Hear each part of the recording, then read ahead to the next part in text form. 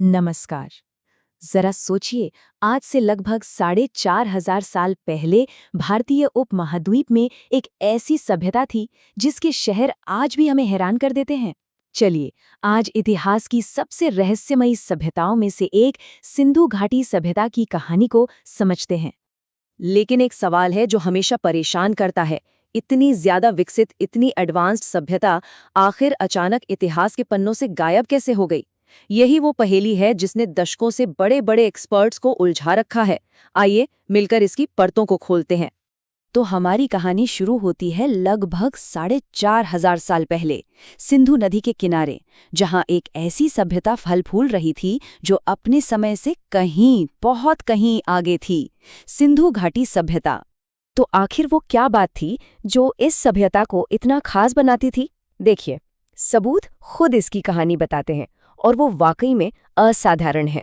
सबसे पहली और शायद सबसे चौंकाने वाली बात है उनकी शहरी प्लानिंग। उनके शहर बस यूं ही नहीं बस गए थे, बल्कि एक बहुत ही सटीक योजना से बनाए गए थे।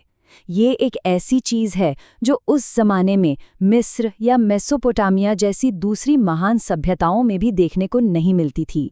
जरा देखिए, सड़कें एकदम सीधी और चौड़ी थी जो एक दूसरे को 90 डिग्री के एंगल पर काटती थी, बिल्कुल एक ग्रिड की तरह। घरों में आंगन, कई कमरे और यहाँ तक कि निजी कुएं भी हुआ करते थे। और हाँ, उनका जो ड्रेनेज सिस्टम था ना, वो तो अपने समय से सदियों आगे था। शहरों में मिले बड़े बड़े अन्न भंडार इस बात का साफ इशारा करते हैं कि समाज कितना संगठित और समृद्ध था। सच कहूं तो उनकी इंजीनियरिंग और आर्किटेक्चर इतना सटीक था कि आज के विशेषज्ञ भी देखकर हैरान रह जाते हैं।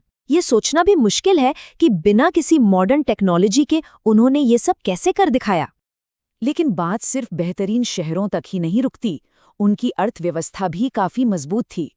वो खेती में माहिर थे, दुनिया में सबसे पहले कपास उगाकर कपड़े बनाने वालों में से थे। और उनके कारीगर क्या खूबसूरत बर्तन और गहने बनाते थे। उनका व्यापार सिर्फ आसपास ही नहीं, बल्कि दूर मेसोपोटामिया, मतलब आज के इराक और सीरिया के इलाके तक फैला हुआ था। और इसके लिए वो स्टैंडर्ड वजन और माप का इस्तेमाल करते थे। इसका एक सबसे शानदार उदाहरण है मोहनजोदारो का विशाल स्नानागार या ग्रेट बाथ। ये सिर्फ एक तालाब नहीं, बल्कि इंजीनियरिंग का एक जीता जागता चमत्कार है। माना जाता है कि इसका इस्तेमाल बड़े धार्मिक या सामाजिक कार्यक्रमों के लिए होता था, जो उनके संगठित सामुदायिक जीवन को दिखाता है।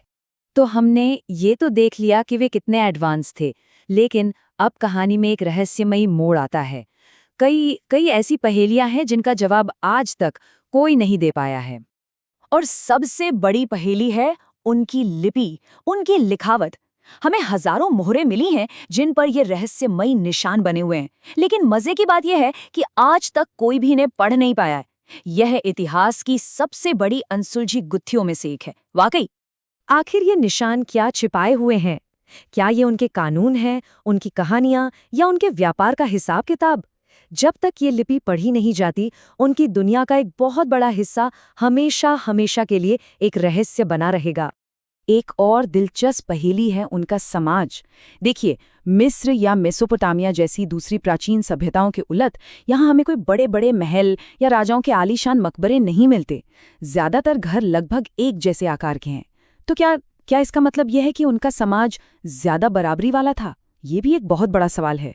पर अब हम आते हैं सबसे बड़े सवाल पर। आखिर हुआ क्या? इतनी महान सभ्यता का अंत कैसे हुआ? इसे लेकर कोई एक जवाब नहीं है। कई अलग अलग थ्योरीज हैं। ये जो गिरावट थी, ये अचानक नहीं हुई। लगभग 1900 ईसा पूर्व के आसपास लोगों ने धीरे धीरे इन शहरों को छोड़ना शुरू कर दिया, और कुछ 100 सालों के अंदर ये चहल पहल वाले महानगर वीरान हो गए। तो मुख्य थ्योरीज क्या हैं?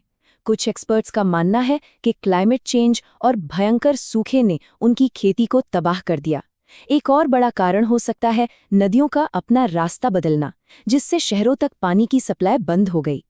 कुछ विद्वान विनाशकारी बाढ़ या भूकंप जैसी प्राकृतिक आपदाओं को भी इसका कारण मानते हैं। सच शायद इन सभी का एक मिला जुला रूप हो सकता है। इस सभ्यता के गायब होने के बाद ये लगभग भुला दी गई, लेकिन कहानी यहाँ खत्म नहीं होती है। ये तो इतिहास की परतों के नीचे अपनी दोबारा खोज का इंतजार कर रही थी। सोचकर देखिए, हजारों सालों तक किसी को अंदाजा भी नहीं था कि जमीन के नीचे एक पूरी की पूरी एडवांस्ड सभ्यता दबी हुई है। ये शानदार शहर पूरी तरह से रेत और मिट्टी के नीचे गुम हो गए थे।